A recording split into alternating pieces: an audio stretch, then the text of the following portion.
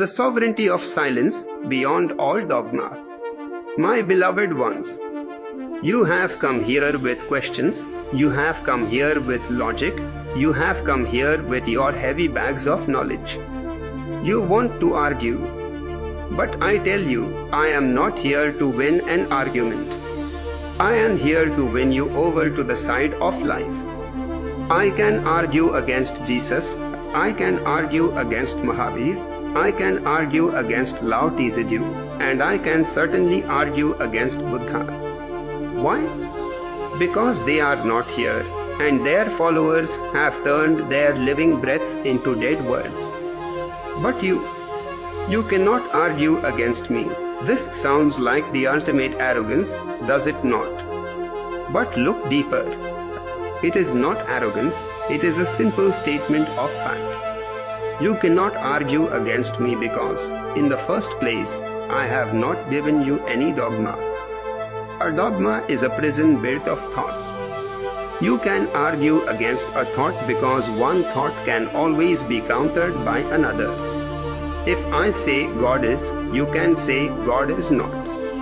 We can play this ping pong for eternity, and the only result will be that we both end up exhausted and no closer to the truth. But I am not giving you thoughts. I am giving you methods. The science of the soul. A method is like a recipe.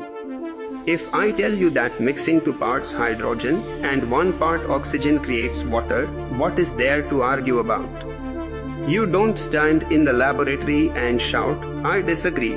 My philosophy says it should create wine. If you are a seeker of truth, you don't argue, you experiment. I have given you methods for meditation.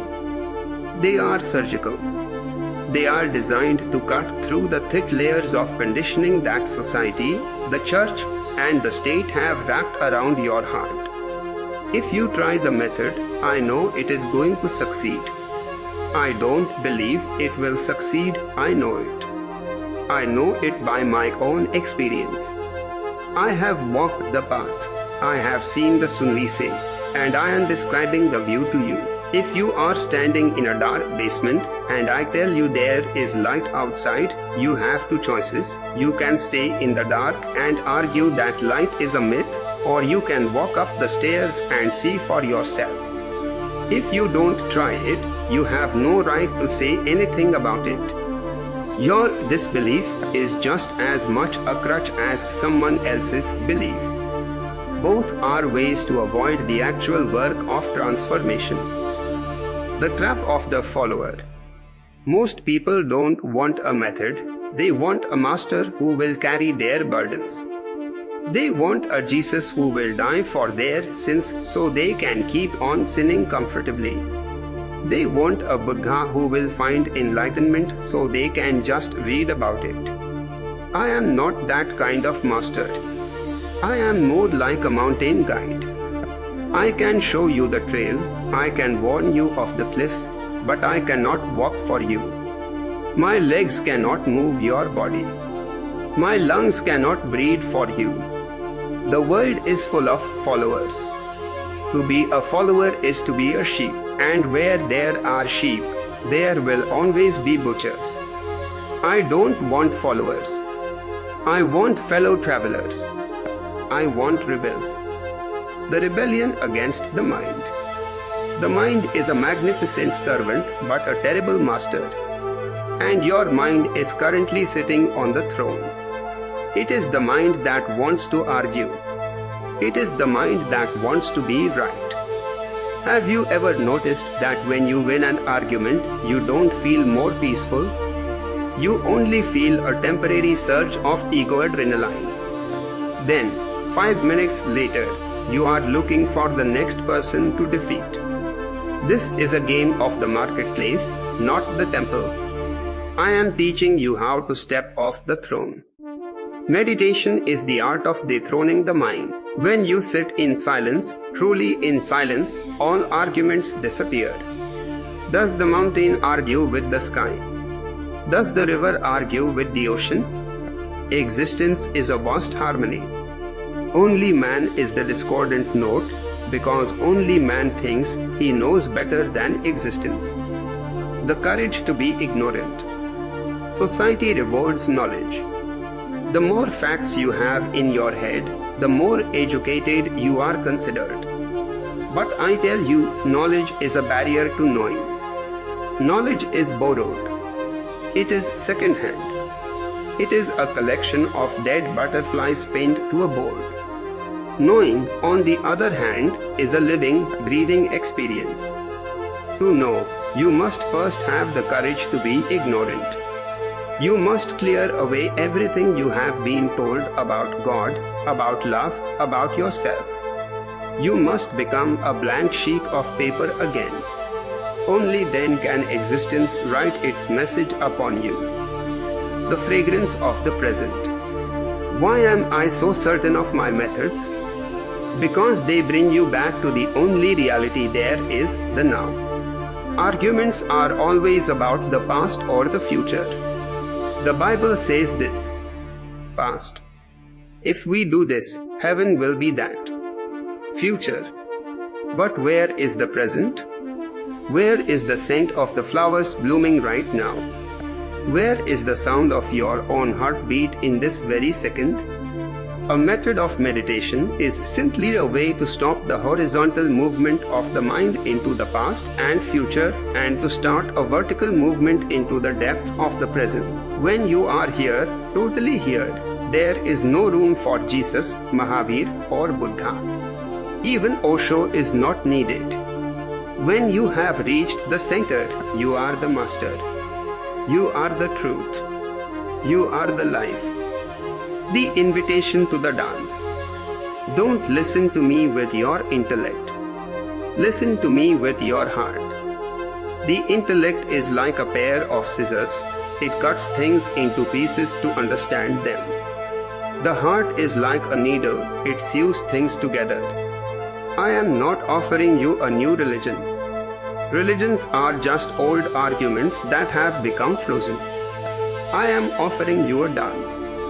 If you try my methods, you will find that the you who wanted to argue has simply evaporated. And in that evaporation, what remains is the divine. It is not something you find out there. It is something that is revealed when you stop making so much noise. So, drop the arguments. Drop the right and wrong. Try the method. Taste the fruit. And then, and only then, will you understand why nobody can argue against me. Not because I am more clever, but because I am standing on the ground of the indisputable. Be silent. Be still. And let the truth find you. The alchemy of the empty cup. You are like a cup that is filled to the brim with dirty water, the water of traditions, of scriptures, of parental advice, of social etiquette. Now you come to me and ask for the wine of the divine. But where am I to pour it? First, the cup must be emptied. This emptying is what the world calls ignorance, but I call it the beginning of wisdom. The tyranny of why. The mind is addicted to the word why. It wants a reason for everything. If you love someone, the mind asks why. If you are happy for no reason, the mind thinks you are going crazy. This why is the root of all arguments. If I give you a reason for my existence, you can give me a counter reason. If I give you a why for meditation, you can find a why not. But look at the rose. If you ask the rose, why are you blooming, the rose will laugh. It is blooming because it is its nature. It is a wireless phenomenon. My methods are designed to take you into the wireless part of your being. When you are sitting in the middle of a deep meditation and someone asks you why, you will not find an answer. Not because you are stupid, but because the experience is so vast that no reason can contain it. You cannot put the ocean into a bucket, the mirror and the dust. People often think that to find the truth, They must travel to the Himalayas or to Jerusalem or to Kashi. They think the truth is a destination. I tell you, you are the destination. You are a mirror that has been covered with the dust of centuries. The dust consists of your identities. You think you are a man, a woman, an Indian, a Christian, a communist, a businessman. These are all layers of dust. My methods do not give you a new identity, they are simply a cloth to wipe the mirror clean. When the mirror is clean, it doesn't do anything, it simply reflects. And what it reflects is the truth of the moment. If a bird flies by, it reflects the bird. If a cloud passes, it reflects the cloud. The mirror does not argue with the bird or try to hold on to the cloud. It is always empty, and because it is empty, it is always ready. The trap of intellectual maturity. You have been told that to be mature is to be intellectually sophisticated. I tell you, intellectual sophistication is just a more expensive way of being foolish. A man who can argue about the Upanishads but cannot sit silently with a tree is not mature, he is just a walking library. And libraries are dead places. The real maturity is the return to childhood. But it is a conscious childhood. The first childhood is a gift of nature. The second childhood is a birth you give to yourself. It is the golden childhood I speak of. In that state, you don't argue because you have no stand.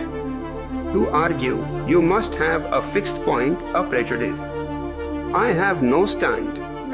I am like the wind, I blow from the east, I blow from the west.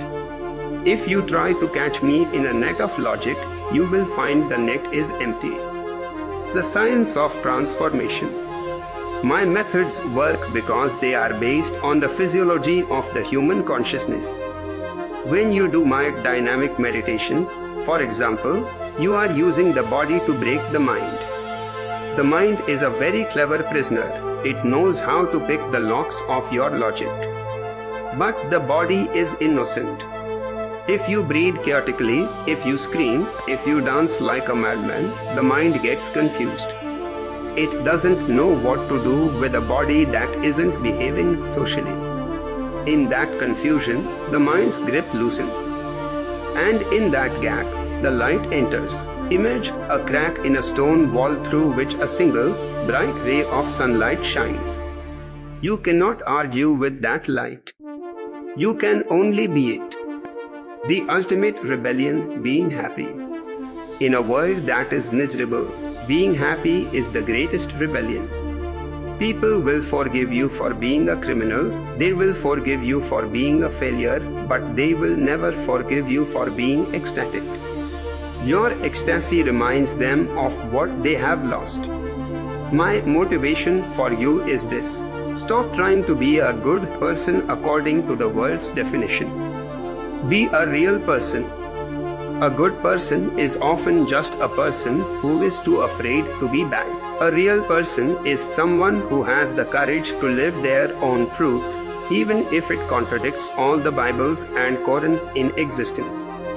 I am not here to give you a philosophy to live by. I am here to take all philosophies away from you. I want to leave you alone in your absolute purity under the stars. Don't ask for more words. The words are finished. The silence has begun. Go into that silence. Try the method. Taste the wine. And you will see nobody, not even death, can argue against the life that is pulsing within you right now.